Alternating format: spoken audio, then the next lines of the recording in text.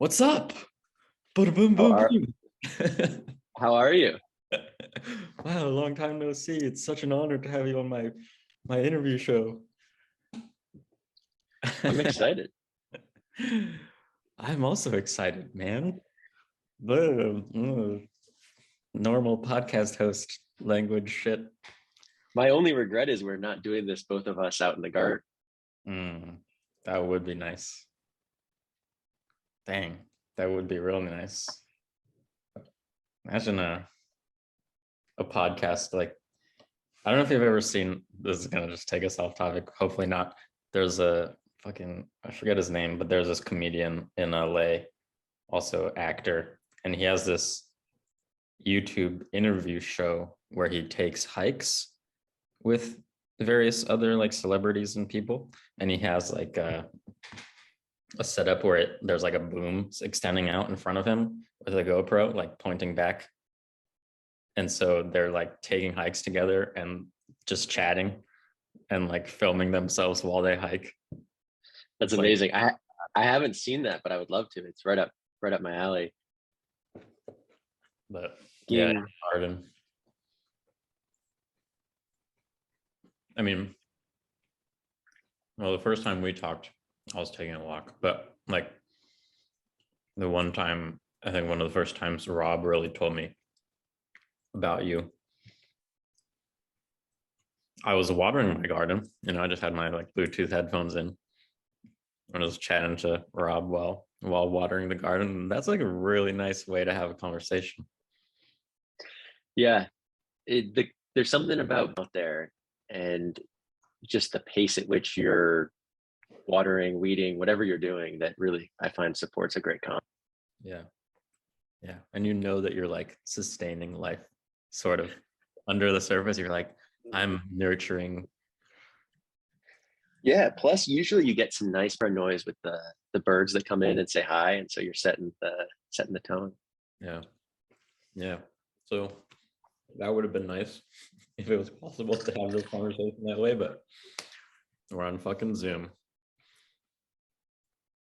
So what's up? We have no plan for this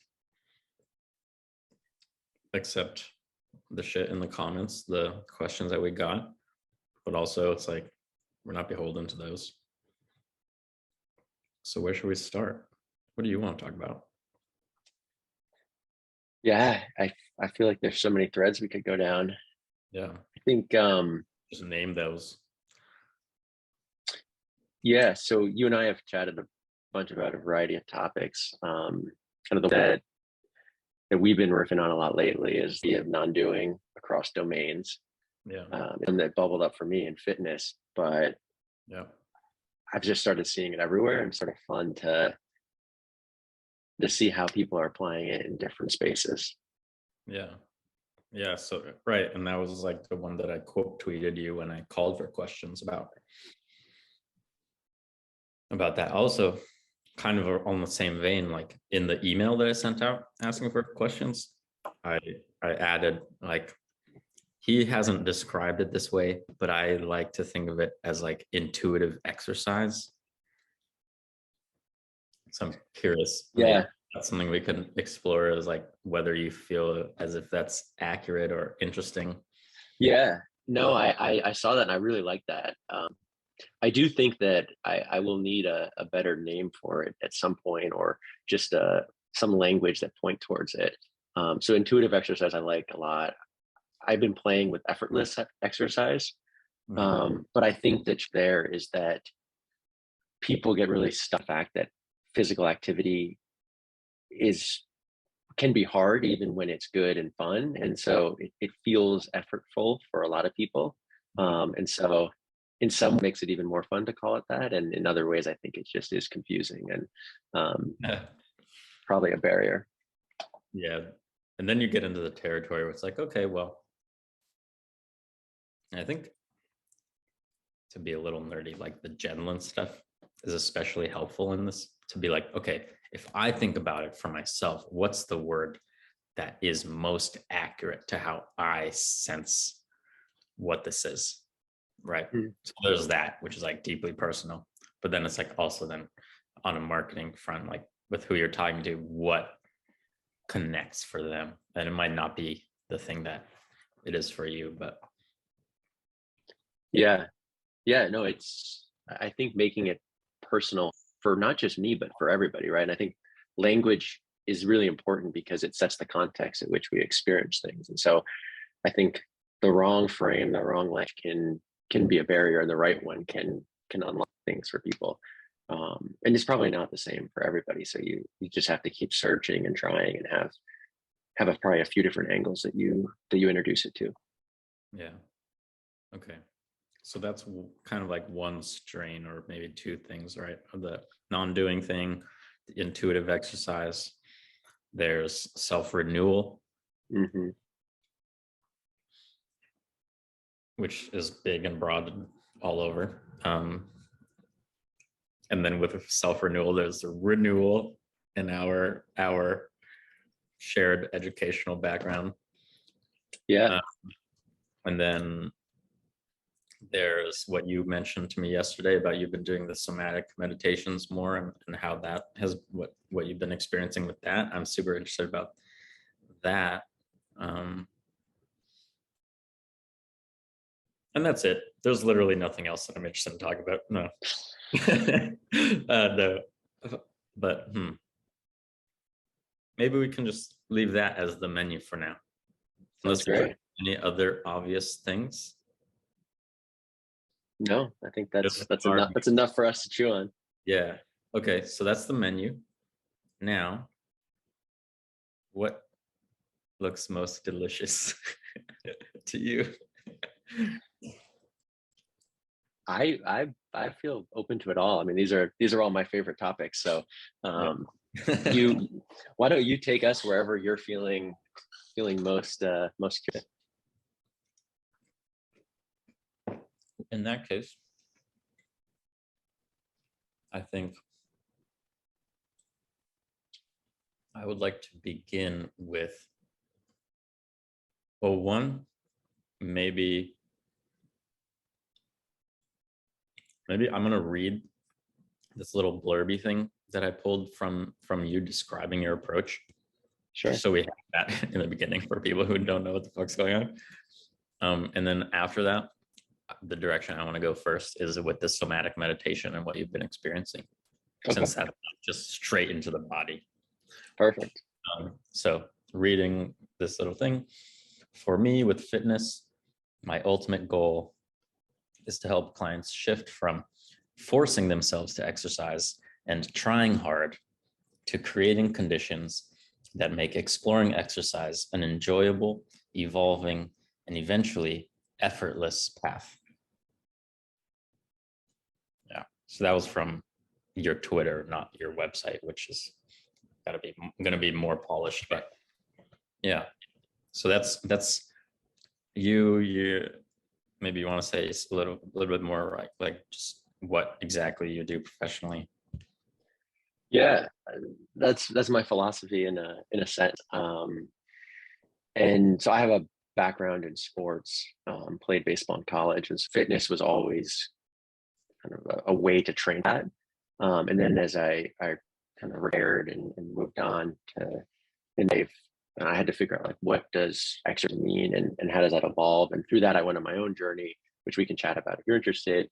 But I also became a personal trainer and did that for a while working in other areas. But I just found more and more that it's less about like what you do, and it's not that people need to learn how to exercise, but the bigger thing is the why and the how. And so more and more my work is focused on the why and the how, and helping people develop a path that comes from them or from someone else, because there's just so many people that are exercising, and the predominant word that I hear is I should run more, I should do training, so and so says that I should do this, and it's very descriptive. But if you look at anybody who has kind of made exercise a powerful part of their life, and it's funny, most of the people that are preaching it have gone on this journey themselves. It's deeply personal. It's evolving. It's changing. It emerged from within. Yes, they learned from other people. They tried other stuff that people told them, but eventually they made it their own. And so that's ultimately my goal, is to help somebody go on a journey, discover what they like, try different things, do so comfortably, safely, learn, but really make it their own and not come from me. Yeah. Nice. That reminds me too, like with that other menu option of like the non-doing thing in like different areas, like what you just described is also how you've described and how Rob also describes his work with marketing, right? Mm-hmm. And people have their own path and have it ultimately that what they do is not coming from him or other people, but from them. But yeah, it's like, fuck yes, fuck yeah. Yeah. Yeah. Well, the funny part about that I always joke is like, I've, I've kind of discovered for myself in this domain, and yet when I met Rob, it didn't occur to me to apply it in that domain. So it's so funny how we learn something and yet we keep it in a silo when it's something that could be broadly applied across our lives and should. Yeah. Yeah. Okay.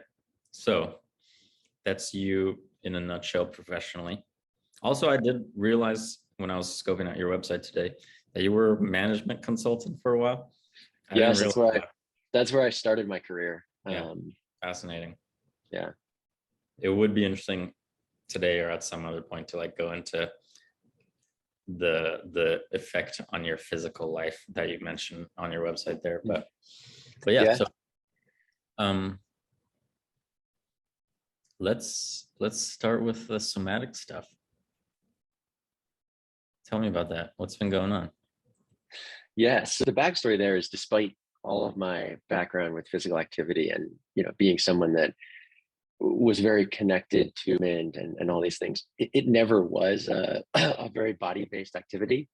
Um, I was just someone that, believed in the mind kind of dictating what you were doing. And in sport, you're kind of training yourself to be able to perform no matter what circumstances, no matter what you're feeling. And so, I often chat with friends on how there's an element of disembodiment that develops because, and so in recent years, I've been leaning in on really trying to develop more body-based practices that reconnect awareness.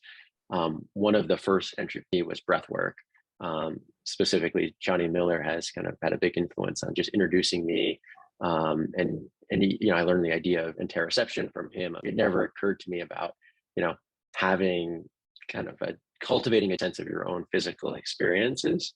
And certainly in some of the work that you share, having much kind of longer, more guided, I guess you'd call them, body scan type meditations, like really focusing on feeling sensation in different body points. And at the beginning, it was just really hard for me. Like I got bored and my mind started wandering, and it just felt all of this resistance coming. And as that has kind of changed a bit during the practice, what's been cool is seeing how much that's strengthening my sensory experience in other places.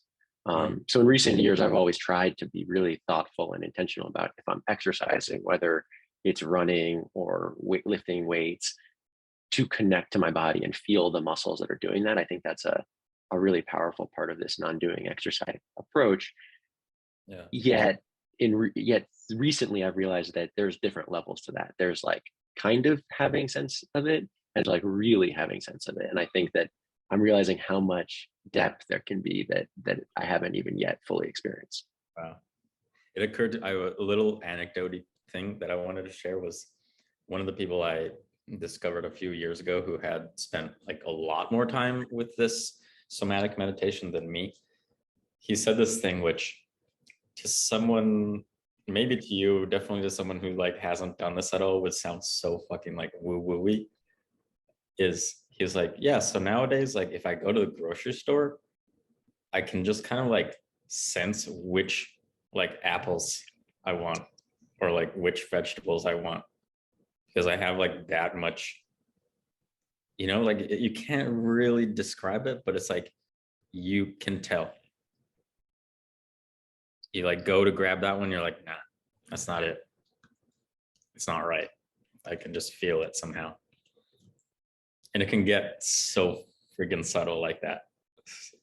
Yeah, no, that's super interesting. I think that's bringing up for me what, until I've gone down further these practices, I didn't realize the amount at which I didn't pay attention to my own body during decision makings and things like that. And it was all based, all mind based, um, and trying to be super rational. And in that way, you're in many ways ignoring the physical sensations that are coming up in your own body. I think that I'm learning more and more how that can be a guide. Yeah. Yeah. So maybe also just like to flesh out for anyone listening, like the somatic meditation thing and interoception, even, right? Interoception is like the sixth sense in the way that like we hear, we touch, we taste, we see, we smell. Interoception is the ability to notice how our body feels like on the inside, basically, right? Like internal sensation, like pressure, tension, whatever, heat, right? And like if you look up interoception on Amazon, you'll get a bunch of books on how to teach kids with autism how to notice their internal sensations, because it's like absolutely essential to like to know like, oh, I gotta go pee now. Like if you can't register that, you'll just piss yourself, you know? So it's like that level of like essential. And if you don't have it, like so much becomes really tough. So that's what that is, just to lay groundwork for other people, right? And the somatic meditation, in many ways, you could describe it as like a body scan, but also just like 30 to 40, 30 to 60 minutes where you're just like laying down and just spending the entire time like noticing everything that you can feel in your body, like all of the tension, all of the sensation inside of your body. And like really focusing on that, right? Like spend 10 minutes like feeling the tension in your big toe. Yeah, the first time that I listened, I was like, okay, come on, we gotta move on beyond the big toe. Yeah. Yeah, it's a funny thing. And I think I told you, right? Like it took me many times of doing it to even like stay fully conscious for the whole thing, because I like zone out and then like sometimes just fall asleep. So it is tough. You're like, because also, well, yeah, tell me about this. Like when you were first trying it, trying to pay attention to your fucking big toe, like what were you able to notice? Well, the interesting part about the guided one that you shared with me was the way in which they use breath to try to bring awareness. So he encourages you to try to breathe, like imagine you're breathing through your big toe and you're Yeah. feeling, pores on all sides of it. And so just Yeah. the way in which that intention shifted my attention to that space, and then there's just so much more physical sensation that I never had felt before. And then feeling the bit of movement of that sensation from that spot, up your legs, and yeah, it was really interesting. And then, as I described to you, how quickly, for me, my mind sort of did and like tried to start to like interpret, control, just get involved in the experience. I'm curious if you found like, for people who are exploring this for the first time, is that a kind of a way that the mind is almost afraid to relinquish control, or it Um, hmm. I don't know. I mean,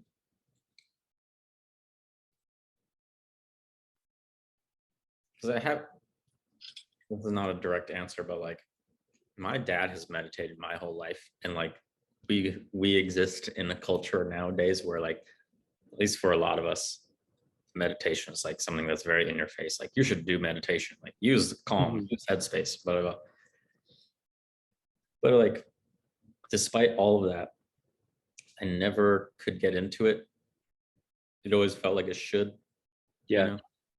And only when I stumbled on the somatic meditation, in particular Reggie Ray's thing, did it click? I mean, there were other factors going on in my life that like made it make sense. But even that idea, somatic descent, like the picture on the audio book of it, it's like this Buddha that has like moss on it, with like the grass is like growing up around it, and it's like going into like the earth, right? And like tying back to the garden, like putting your hands in the dirt, connecting with the earth in that way, but like the earth being your body.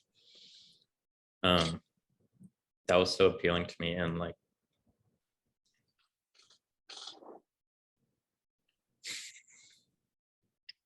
as far as like, yeah, in the moment of actually trying to then put your attention into that,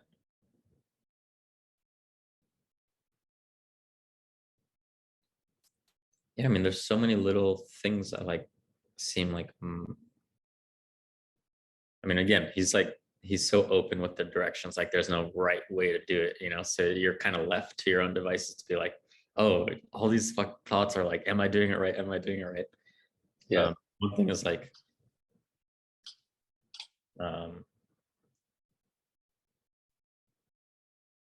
with like the breathing through your pores idea, like how hard do you try to imagine it visually, or like do you try to like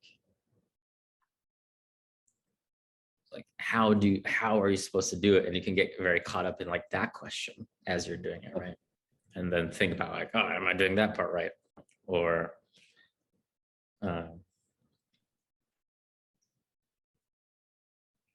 yeah, I had some other examples of like little nuances of stuff that goes on, but yeah, or even like kind of the rush that you kind of alluded to, being like, okay, let's move on to past those already. Like, let's get through this thing or whatever that is, you know? Yeah. I think there's a parallel there with what we're talking about with the 9 exercise, in the sense that the more that you try to do it, or the more that you try to guide it with your mind, that all their stuff comes up. And I think, at least for me, as I've done it more and more, I just try to embody whatever he's saying without even thinking about it, and just like do less, try less hard. Yeah. The impact is way more powerful. And I can't describe what I'm doing. I can't put words to it, but it's just better. And I think that is very similar to some of the stuff that I think about with exercise. Wow. Okay. So I want to take it there. I remembered the other thing that was coming to mind before, which was that I noticed when I'm like trying to pay attention to my big toe during these meditations, like where, you know, I'm laying down and I have my eyes closed.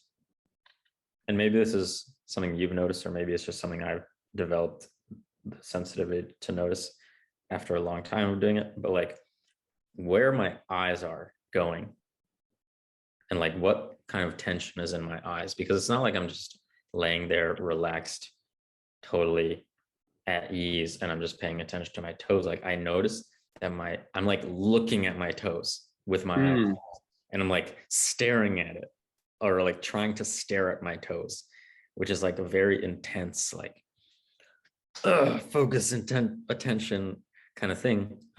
Like Michael Ashcroft has that whole video and talks about in the Alexander technique of, I mean, obviously expanded awareness, but he has that video specifically about like that like narrowed field of attention and how that like looks and how that feels.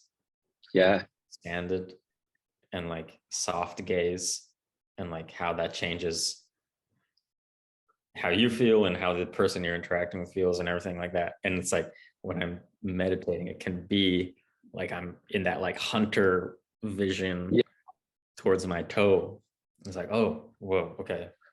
Yeah. You know, let me give a quick example on exercise, because I think that's a perfect one. So friend Charlotte writes a lot about the idea of the peripheral vision, which is very similar to Mike Groff's idea.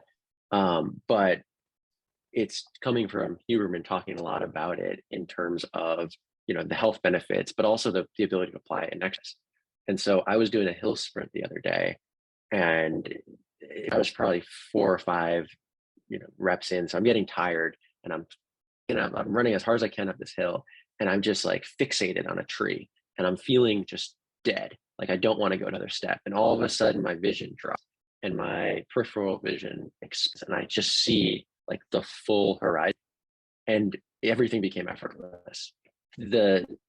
My form for it just became easy and enjoyable. And I like finished the sprint, and it just the shift like in that moment from like fixation and expansion, and how it like affected how tired I was, like what it felt like was really fast. So this is while you're running. Well, yeah. So you have your mid sprint, Mm-hmm. staring down the tree basically, and then Yeah. you're Rushing to get to the top of the hill, wanting so badly, right, to have the sprint be over, just like trying as hard as I possibly could to run as hard as I could. And that tunnel that just occurs that you don't even think about, where you're just like staring right at your destination. And I didn't do anything. It happened accidentally, where like I was probably just tired enough where I fell into that. And everything changed. And so now, since then, I've been playing with doing that more intentionally. And it's just it's really wild to see how the same activity with slightly different approach can feel so different. So how do you make sense of that? Or what have you thought about that? Well, I guess, I mean, I haven't really tried to like figure out the mechanism or anything. I just assume it what Michael is talking about, what Huberman is talking about, you know, I just think it's that same concept applied to a sprint. Yeah. It just reminded me that I saw Michael talking about recently. He like released his first video in a long time about non-fixation. About like being, I didn't really read too closely about him, but it's an idea that I've been exploring too, of just being a bad way to describe it would be like a leaf in the wind, like an agent, but not like trying to control everything. Like I am part of a larger environment, and like that's sort of what Genlin is about too. Like we are an expression of literally everything in the entire universe. And I know that sounds fucking woo-woo and shit, but like our body is an expression, our body and our feelings and all thoughts and like what we do, right? It's like a product of like everything in through us. And like that shift from like staring down the tree to expand awareness, it's like this difference between maybe like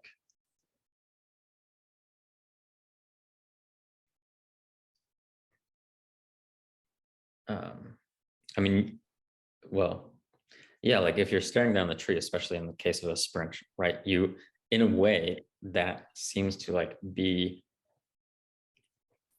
enforcing the distance between you and that thing. Yes, exactly. I'm not there, and I need to get there, and I need to work really fucking and hard. I have to try. Yep, I have to try so hard. Yeah, exactly. Whereas when you like scoped out to the horizon, or if you like soft gaze, whatever, expanded awareness, there's no longer this like thing that you're distant from. You're just part of the larger environment around you. You're not like, oh, I gotta get to the tree. You're just like a dude running on a hill. And there's behind you, and there's ahead of you, and there's the side of you, and like there's the rest of the hill and all this shit, right? Yep. No, that's exactly it. I think it highlights that how we do things matters, and the way in which the conditions around us change the experience. And if you think about exercise, most people, I know this was me most of my life, take the opposite approach. It's all of getting to that destination as fast as possible. It's all about fixated on short-term goals, and an approach that is very controlled and rigid and effortful. And so I think this is just a very specific example of what happens if you just embrace the activity for the activity fully and try to create conditions that make it enjoyable as possible, versus rushing to get to the finish line. Yeah. Yeah. So you said that there have been like you've kind of taken that experience of expanding your awareness from that sprint and like brought it in to other exercise experiences.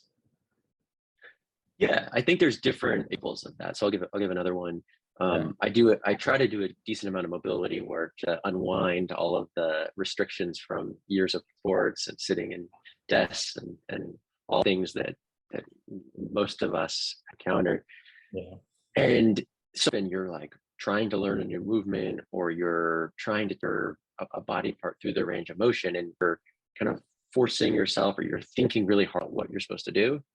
And recently, I've just been playing more and more of like, well, what if I didn't do that at all? What if I just had the intention and then let my body figure out how to do the movement?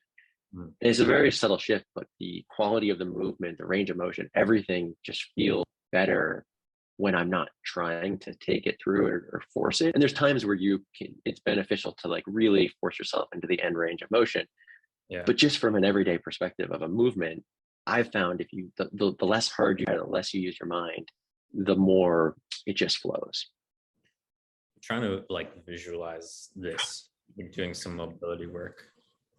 Like, so what, like you're think of a squat where you've been told all the things you should do from a squat perspective. You don't want your knees to do this, you want your hips to do that, you don't want this tilt or that, make sure you move this part first. And so you're just thinking about all those things and you go to squat. It's going to be a mess. Or, maybe you put it all together one time, you try to do it again, and you're like, control it. There's no flow there, versus you just consciously let your body move into the squat as quickly as you can. Mm-hmm. I think, and again, the part I'm fascinated by is there's certain skills that you need to learn consciously. Like we have to learn in a somewhat effortful way, but I think that real kind of skill development occurs when that shifts to subconscious, when we're performing it without thinking about it. And so I think that the problem is a lot of people, I know this is me, don't proactively embrace that shift. They don't let their body take over. They continue to try to force their mind to control the movement. Okay, I want to share something, see if it kind of connects with what you're getting at. So this is non-exercise, but something I think about a lot. It has been like proving to be the case a lot in my life lately, is that when it comes to like exercising various skills or even learning various skills, like this year, especially with me, like freaking making shift 30, for example, and running it. All of that like spontaneously flowed out of me. So I had the skills already that I had never before been able to exercise. And in the past, it would have been like, oh, I just need to learn how to do marketing better, or I need to have a better idea, or I need to like learn how to do copywriting better. But it's like, actually what was stopping me was like all these emotional barriers. It's like, oh, I'm afraid to do it. I'm embarrassed to do it. I don't have the self-assurance to put myself out there as someone who people would then give money to and be like, okay, well, give me something in return, right?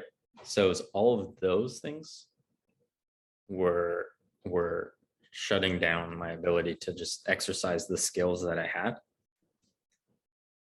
And I wonder if there's like an equivalent with exercise, that like our bodies know how to do things, or like we have developed skills, but we're unable to exercise them because of. Yeah. Oh yeah. No, yes, let's go here. This is great.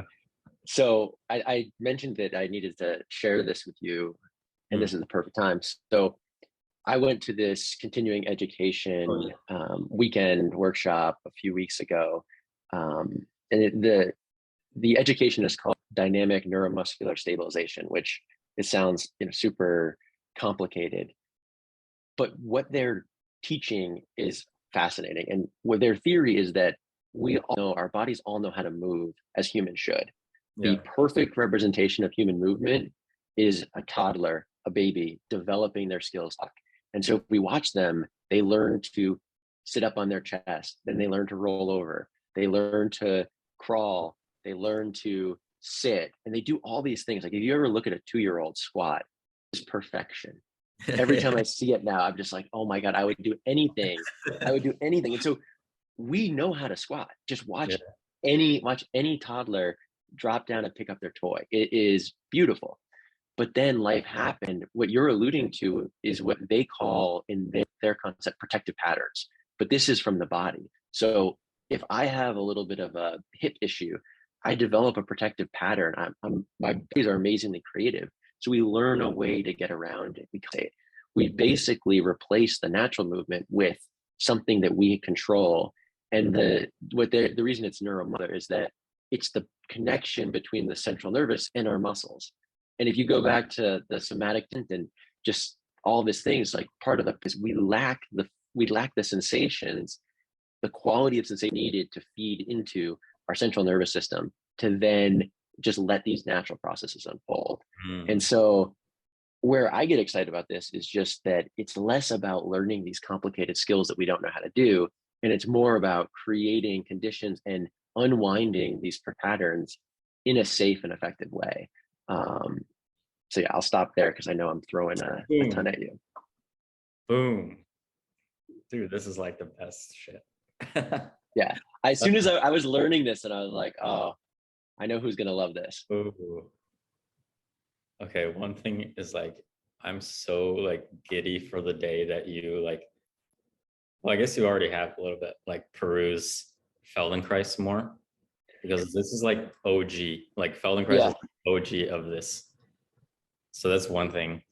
Two, I'm remembering, so Irene Lyon, who is a trained Feldenkrais practitioner, she has some very old videos on her YouTube channel, which are just literally like, it's like her friend's baby or something, who's like learning how to like roll over and stuff. And it's like, she does this voiceover about like learning how to like move. And she's like, okay, so she's not actually talking to the baby as the baby's doing this, but like the voiceover is like, okay, so try like moving your hips and like see if that can help you like get over, right? And so it's just this baby who's like learning how to like roll over and like move its limbs as an example of like perfect that process of learning new neuromuscular skills without any of those burdens of like there's a right way, there's a wrong way, etc. It's really beautiful. And the way that they teach, or the way that they encourage developing toddlers, babies to move, is what they describe as putting a toy just out of reach, right? You're creating a scenario where you're not telling them, hey, move your body parts in this way, right? You're just putting a toy just outside their reach, and then their body instinctually does movement. And if you watch it, it's perfect. Like the way in which they do it, they talk about the way they stabilize and they move their joints. It's just really funny to think about the fact that we all have this innate capacity, and life just happens and it decays in some way. And so the word renewal comes up for me in terms of like, we just need to renew it. It's not that we need to learn it. Yeah. I'm remembering our conversation about longevity, and I'm like, yeah, fucking renewal is the word that I like, not longevity, because it's like you just, when you said the toddler squats and it's beautiful and it's perfect, and you're like, I wish I could do that. It's like, well, you're not trying to like draw out. Longevity is not about drawing yourself out. It's about like getting back into that place where like squatting down is uninhibited and natural, and like that in every other aspect of like being a organism. Yeah, when you say longevity, I hadn't thought about it until you pointed this out. There's an element of that word that feels like you're trying to cling to, control. Like you're like, I have this thing and I don't want to lose it, and so like, let me just like extend it as long as possible. And I think a lot of the longevity science is around these very complicated, kind of complex interventions that can extend kind of our natural capacities. And the reason why I love renewal is it just to me recognizes the rhythms of life. Change is constant, but we can continue to invest in things that lead to renewal of our health, renewal of our bodies, and all of these things. Yeah. I'm not going to say anything because I know that you have more to say about that stuff.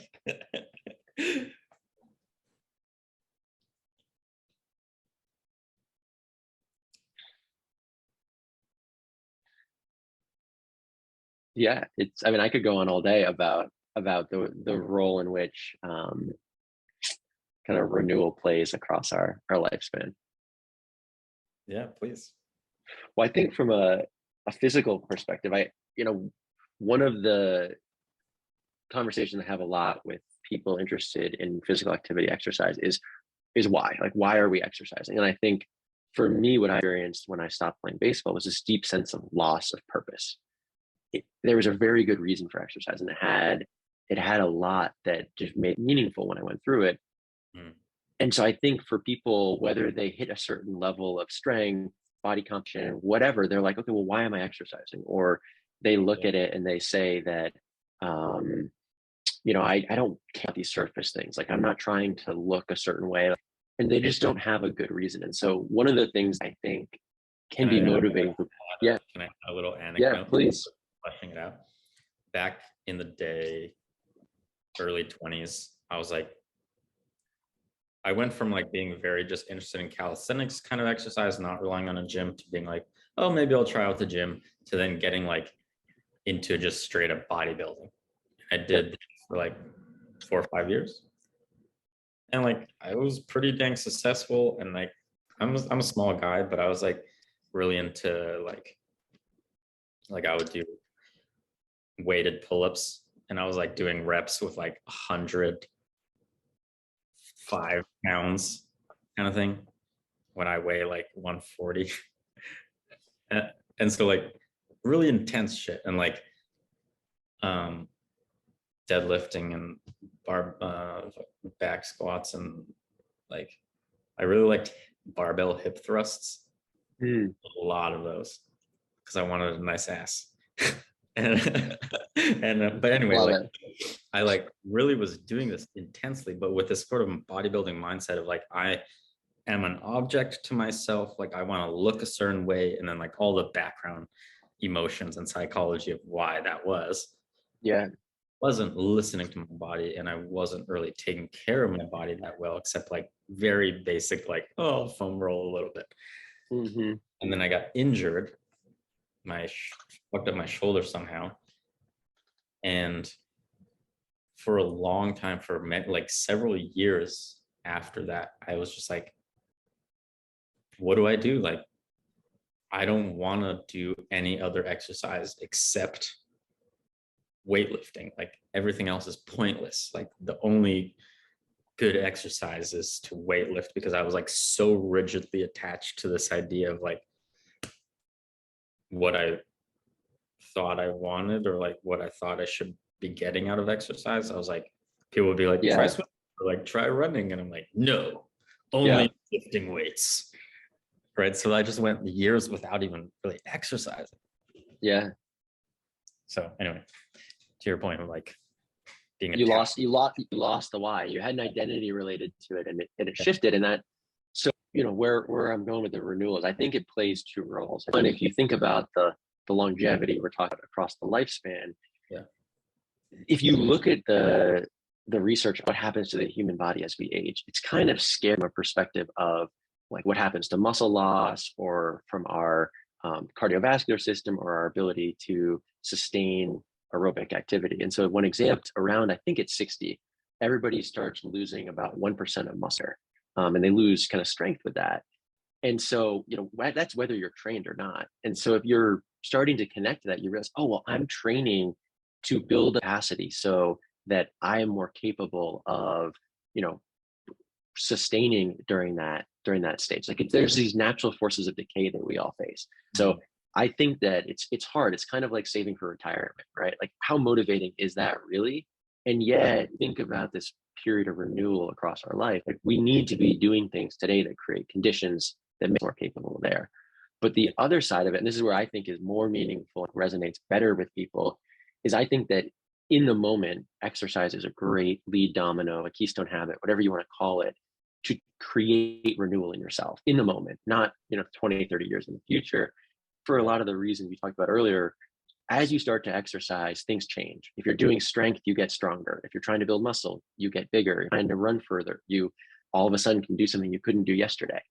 And that progress is so tangible and visible that you just start to like see, oh my God, things can change. I put in effort, adaptation happens, and it just opens up the possibility. And I think that that mindset, and that's the reason why you often see people start to exercise and then all these other things in their life change. Right. Yeah. I mean, it's a beautiful thing. And it can also be like, get like overboard, which is like how it was for me. Which is like, you feel out of control and you're like, I can't handle things in my life. And so you're like, I can control my body and I can be an agent with my body. And then it just becomes like, for me, it became hyper about that. Yeah. But like that aside, if it doesn't go there, it's freaking, yeah, it's wonderful. Like, right. And that's, I think, where you have to go in with like the intention matters and how you do it matters so much. Yeah. Because I think that we can get very fixated on just this one area, or we can narrow benefits or the purpose of exercise to say like, I only exercise because of, I want my body to change. And I think that that's where if you have that mindset, you just miss all other things. And I think that that's where you can just create a much more enjoyable process. I want to ask you specifically about that, like when you hit 60 and you start losing muscle. So it's like, I was just talking with my friend prior to this call about these ideas, and it's a pretty common goal. People like, I want to add, or at least for guys, like I want to add XYZ amount of muscle over this period of time, right? And it's like, that's pretty like generic. It's like, okay, you want to add an amount of weight in muscle to your body, like in what way, like where, like in order, like with what functionality, like etc. Right? There's so many nuances of what that can be. So if you're in talking about that, like preparing yourself to have a greater capacity when your body does start to lose that, like how would you, right? Like just adding muscle mass isn't really going to help you. It's like, okay, like you can become a bodybuilder and then you have more muscle to start with, so you lose some and it's not so bad, but like that's not quite the point, right? Yeah, no, and we should say like there's like, I'm not suggesting that muscle mass or these goals should like the goal that anyone should pursue, because you look at bodybuilders and a lot of them, there's their activities of daily life, like they're so bulked up they can barely do a lot of things. And so to your point, what you're doing and why and all that matters a lot. Like Peter Attia has this great where he says he's training for the centurions. So there's sets of, there's like 8 to 9 exercises that he wants to be able to do when he's up. And so it's like, I want to be able to lift my grandchild up at my head. So like, that's like a 25-pound kettlebell. And like, I want to be able to goblet squat it. So I can pick up my kid. And I think there's a great commercial of, I'll share it with you. I haven't seen it. A great commercial of someone training with a goblet to be able to do that. And like, you're unclear what they're training for. And at the very end, they show them like lifting up their grandchild. But yeah, I think what you're getting at is so essential. And so before we were talking about like non-doing with exercise within the actual exercise. So if you're doing a squat, but I think that it's an even more powerful construct when you're thinking about it. Like I'd say at like the routine level of like, what am I actually doing day to day? Like, am I doing strength stuff? Am I jogging? That's where so many people outsource that, where they just say, oh, so-and-so said this is the best thing to do, so I'm going to force myself to do it, even though I don't enjoy it. Yeah. And so the two components that I just think are essential are, one, you have to enjoy it. If you don't enjoy it, if you don't over time develop some satisfaction from it and the experience itself, it's not sustainable. Like you'll be forcing yourself. It'll never feel effortless.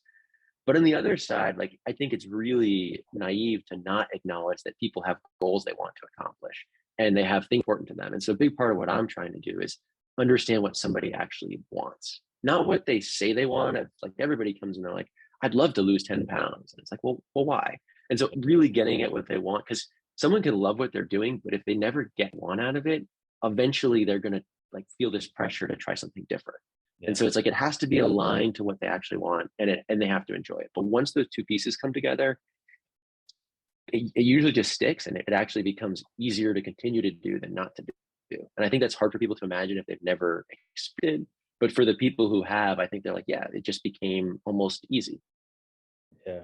Which kind of ties back to what I led you into this with, right? Which was like, I, over the past year especially, have been getting way more clear about what I want in general, and then two, undoing whatever best way to describe like all these emotional barriers. And so the things that I want to do just like happen. Yeah. And so yeah, with what you're describing, it's like, you know what you want more and you enjoy it. Oh. Yeah. What? Well, yeah.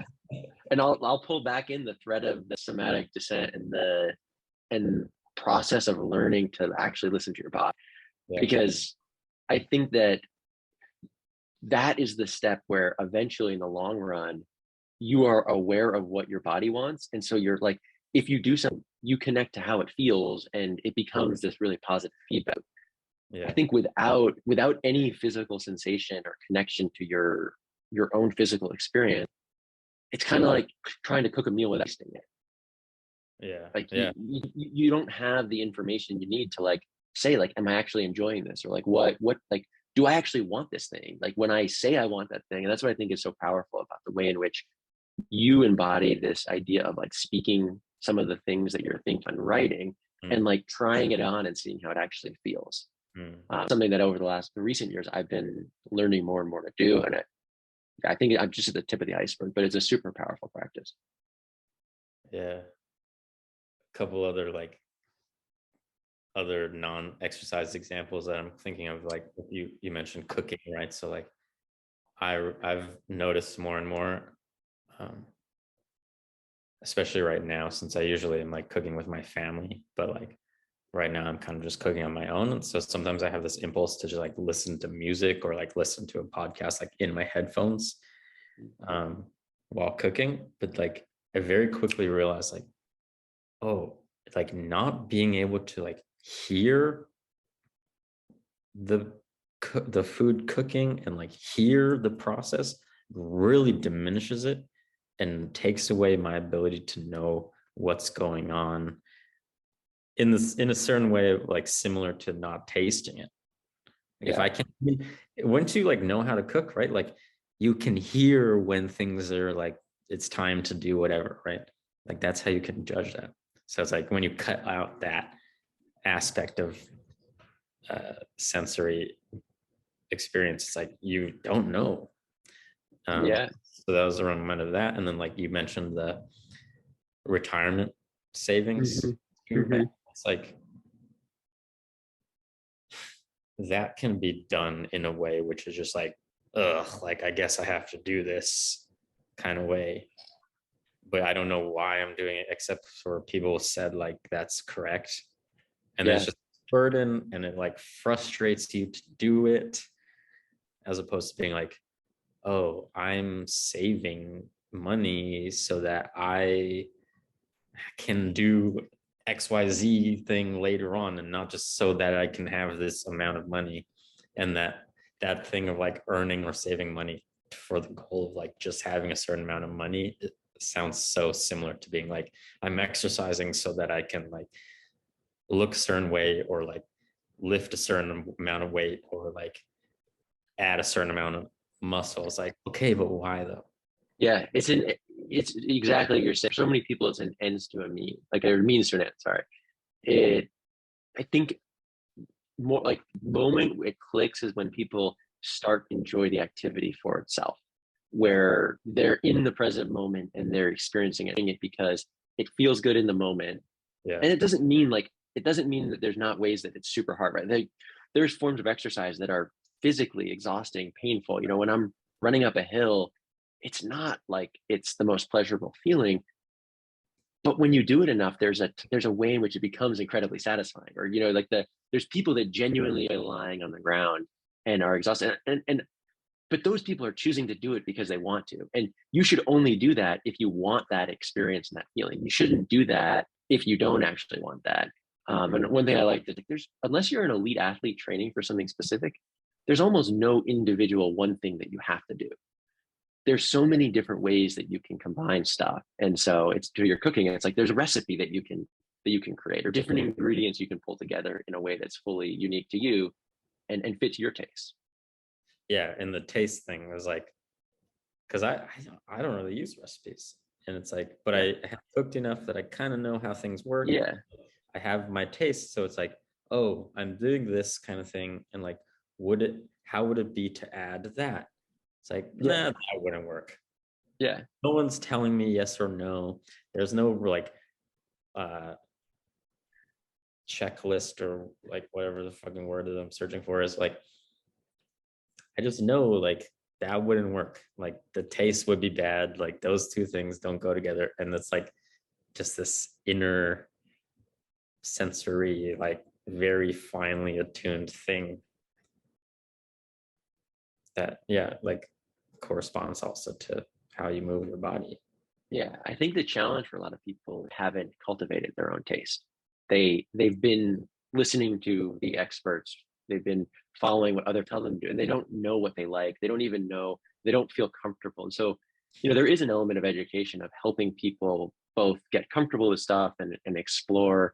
Like I have a client I'm working with that she has always wanted to do strength work, but every time she would look at that part of the gym, she was just like, I have no idea what I'm doing. I feel like an idiot when I'm over there, and I think people are going to judge me.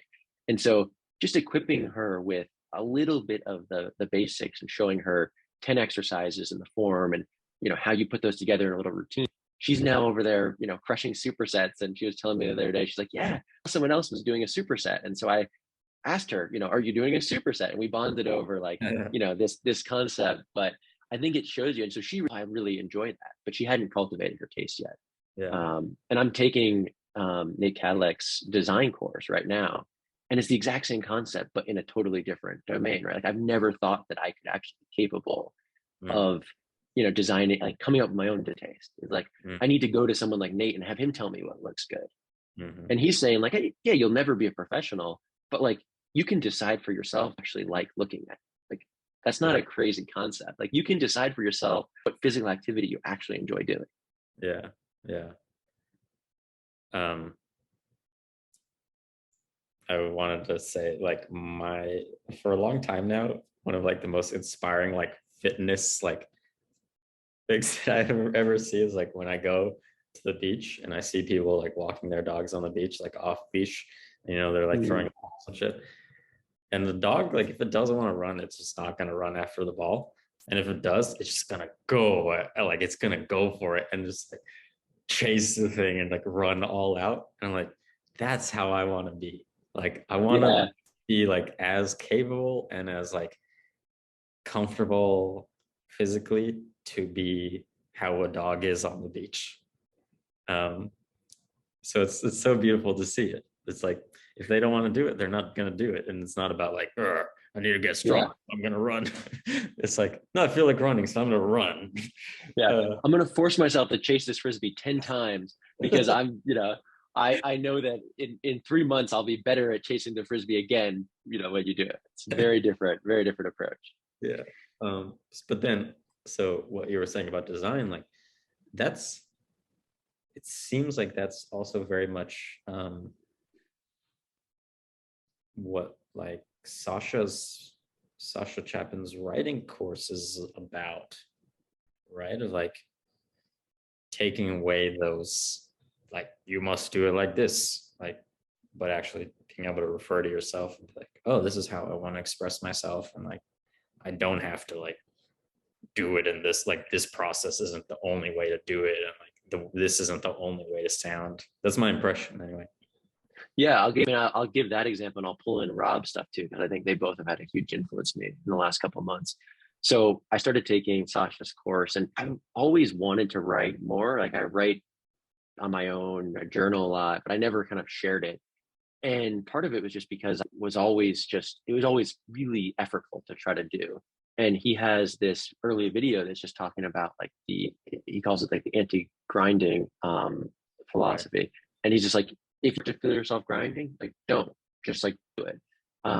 Just start like find the form that's easy. Like just write something else. Like write whatever is emerging from you.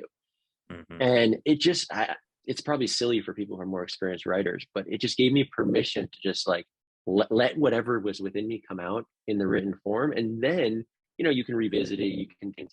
But what's crazy is just how much better the result is when I do that versus when I'm trying to control every sentence and I'm thinking ahead and I'm trying to like make sure I tailor it. It's, and at least me, I find the writing to be better, which ultimately, like, isn't that kind of all that matters at this point? And I think the same exact concept, is what Rob has shown me and so many others with just how you share things online and how you show up. Where he has this concept called oasis building that I just love so much, and it's like just create the oasis that you want to exist in the world. Like share the things that you want to see there. Like write about the stuff. Like connect with the people. Like just build it. And if you make it really authentic to yourself, like it's going to attract the people that care about the same shit as you. And like, Yeah. wouldn't that be more fun than listening to somebody else's best practice and like growth hacking Twitter with some like crazy thread, and then all of a sudden thousands of people that you don't really relate to show your. It's like think of it as a party. Do you want like a smaller party where it's like all your favorite people, or like a party where like the word got out and it's just like a bunch of random people and they all Yeah. showed up and it's Yeah. just a mess. Yeah. Is that a metaphor that he gives out? I don't know. It just came to me, so I might have heard it somewhere. But It's a great metaphor though. yeah, I'll check with him. If not, I'll hand it off to him. He can run Uh, with it. is super good. I don't think I've heard that as a metaphor in marketing, right? Because my entire career is marketing and Yeah, copywriting specifically. So like both with Sasha and with Rob, like that's deeply my experience, and it's cool that yeah, they specialize it. yeah. And, Oh, and again, just hmm. sorry. Go ahead. No, go ahead. I cut you off. Oh, I just saw Rob commenting on to someone recently. He was like, the biggest like hack or whatever like secret that I've discovered in marketing over the past year or whatever is like just listening to my body. Mm, Which was cool to see him say that. I think probably his experience in AOA has been big with yeah, that. But like going back to like the somatic meditation thing of like actually listening to your body and like what feels good to do. And that's like the focusing stuff that we do too, right? Like what how do I actually feel, not how do I think I should feel yeah, or how I think it should be. How do I actually feel about this thing, whatever that thing is? yeah. I think that what this is a reminder of a realization I had that not everybody is wired the way that I am. Others are, in the sense that they need to learn this lesson so late in life, or they need to learn it so instantly. Like some people just do this naturally. Like they just very like, I think my wife's an example of someone who's very good at listening to her own experience. I remember one of your calls, someone was like, "Wait, I feel like you all are just like describing something that I've done. I've done my whole." It was really hard for them to grasp that that's something that like people would need to. And so I've joked with some people like I kind of want to make my stuff related to fitness be geared towards like intellectuals. Like Yeah, am best at helping somebody who's stuck in their head yeah, reconnect with their body through physical activity. The reason for that is because I needed to do that myself. Like yeah, some people just did that naturally, but it took me having to like discover that myself and just learn like on my own all these things. Like I love that you've kind of pointed me towards realities that are really geared towards from the ground up the types of things that I'm talking about. And so yeah, I have a lot of excitement to explore those ahead. yeah. I know that it was funny because that person that you mentioned about being like, "Ooh," like I Yeah. feel she was like, I feel like I'm doing it wrong or something because No, I think you're doing it not, right. I think you're doing it like wrong. should I not be able to sense this stuff? Yeah. I was like, yeah, don't try to not. uh, but But yeah. it just shows how we're all coming at things from different angles and places. And Yeah. but yeah, It, I know we're I know coming up on time. Should we make sure I'm just looking at I think we heard a lot of it. Um, someone asked specifically, like, how to recognize when you're doing versus doing with physical activity. I think I've touched on it. The quick summary I'd say would be, if you feel in your head and you're controlling, or you're, during the activity, if it feels like you're in your head, or there's a lot of kind of commentary, you're probably, and if it feels very physical and you're connected to the physical sensation, that's more likely to be a non-doing. And I think that's where, like, integration of these mindfulness practices can be so powerful. And then I think at the macro kind of routine level, like, if it feels like drawn naturally, and the exercise is just unfolding and the activities, and you're doing things that you want, versus like if you're feeling a lot of shoulds, like I should go exercise, that's where I just tell people, just get curious and creative. Like, ask yourself why you're feeling so much around the shoulds, and then get creative about exploring alternatives. And I just firmly believe that there is a routine and a combination of activity every person could find that would help them align to theirs and actually be fun. And it's just a journey to figure that out for ourselves. I wonder if an example of an activity where this may be more easy to see, it's like maybe with dancing, because you can dance, you can like do the dance and do the choreography and like do the particular moves and like make it happen. But also you can dance in such a way where you're like literally just hearing the music and like expressing however feels good to express, right? Which is like, you're not planning how that's going to happen, you're just responding to the music, and kind of your body's just leading the way.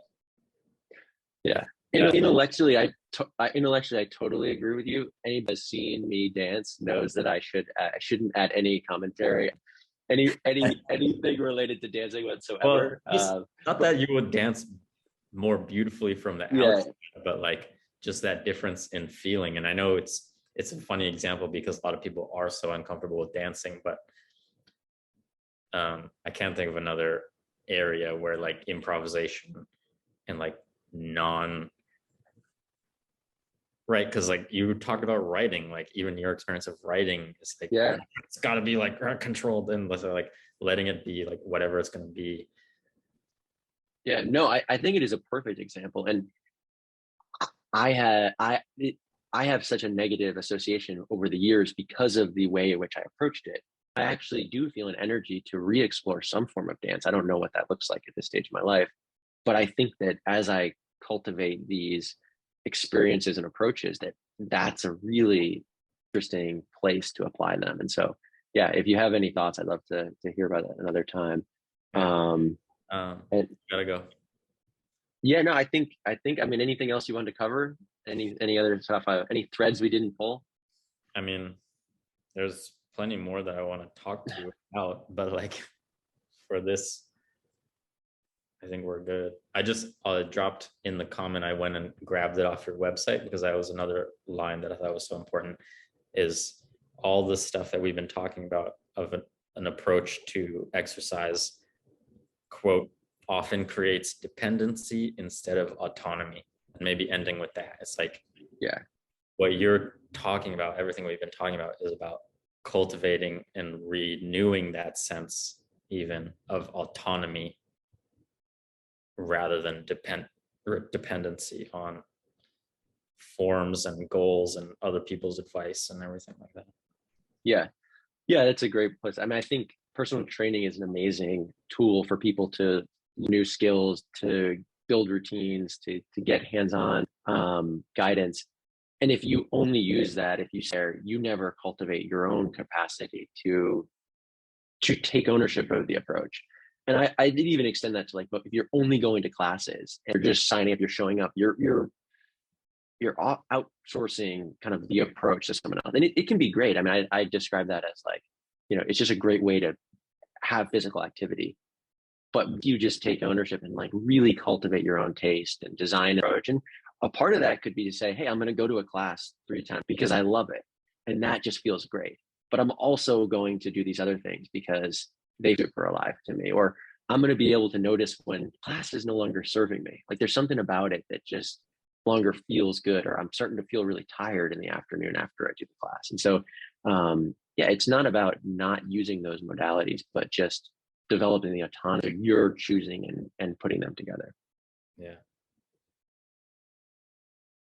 Perfect. I love it. All right, man. Well, it's great chatting with you. I feel like you're the perfect person Yeah. to pull out some of these because you've been embodying them yourself. This was really fun. Thank you for doing this with me. I know you got to run, so Yeah. I'll follow up with you later. Awesome. Thank you. All right, man. Cheers.